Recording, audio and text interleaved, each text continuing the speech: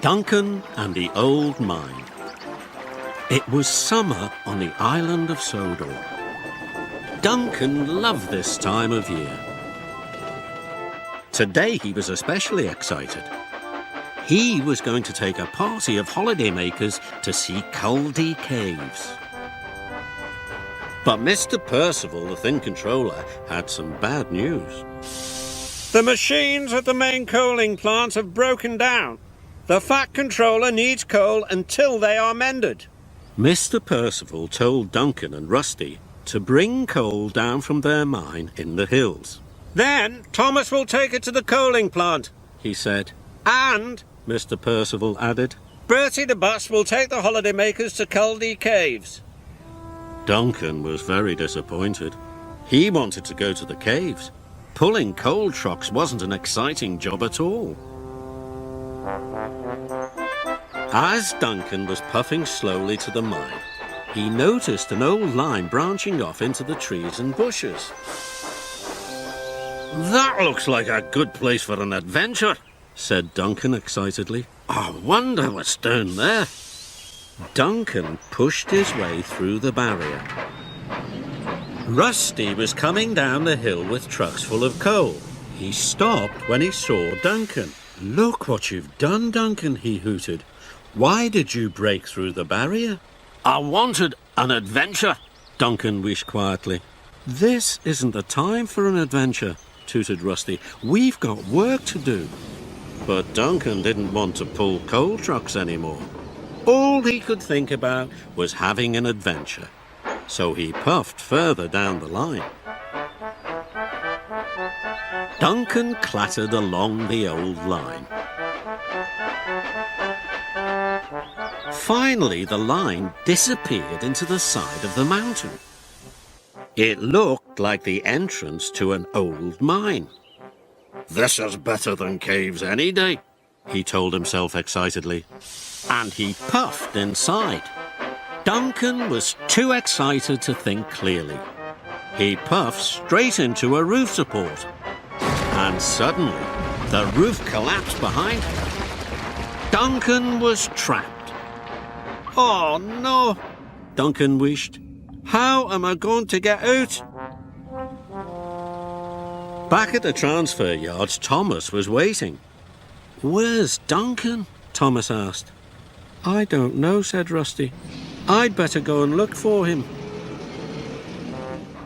It was dark and lonely in the old mine. Duncan didn't like it at all. He looked up at the shafts of light.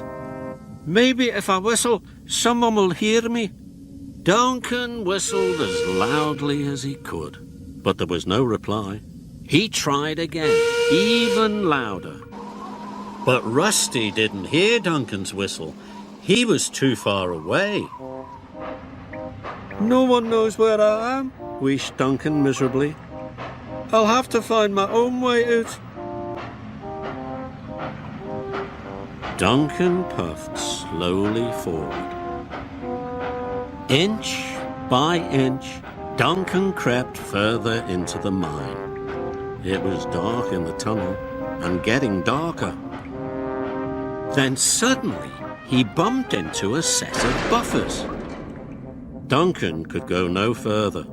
Now he was scared. "I'm going to be stuck here forever," he whistled sadly. Rusty arrived at the broken barrier. Perhaps Duncan went looking for an adventure after all, he thought. Soon, Rusty came to the collapsed entrance. "Duncan must be inside," he cried. Rusty was very worried.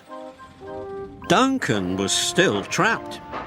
He puffed nervously backwards and forwards. He biffed the buffers again. This time he heard a squeaking noise. "I know what that is," he thought. "It's the sound of wheels going round." Duncan edged forward very slowly. He hit the buffers again and pushed them carefully.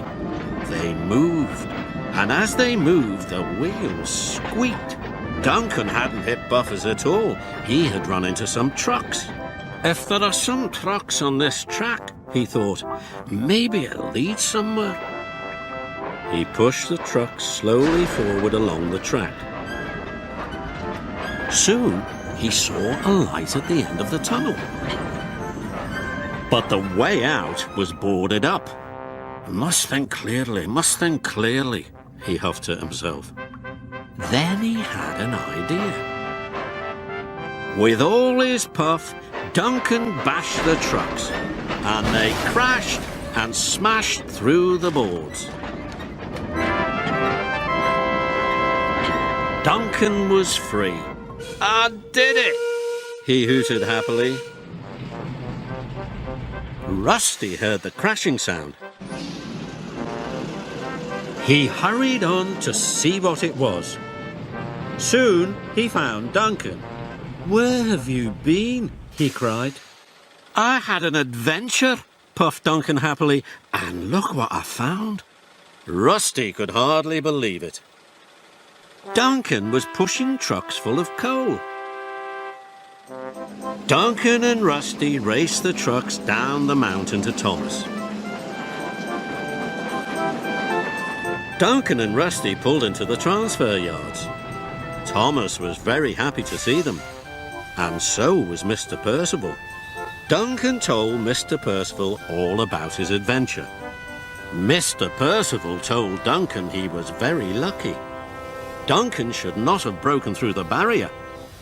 Adventure can be full of surprises, Duncan, Mr. Percival told him. Some good and some not so good. Rusty and Thomas agreed. "So next time I have an adventure," whistled Duncan, "I will know to think clearly all the time."